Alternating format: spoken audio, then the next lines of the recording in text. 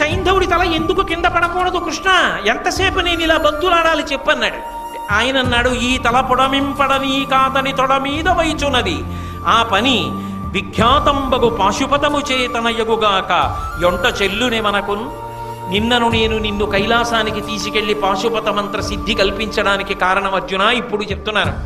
ఈ సైంధవుడు వృద్ధక్షత్రుడు అనబడేటటువంటి ఒక మహావీరుని యొక్క కుమారుడు. ఆయన గొప్ప తపస్సు చేసి వీడిని కన్నాడు. వీడు చిన్నతనంలో తిరుగుతుండగా అశరీరవాణి పలికింది.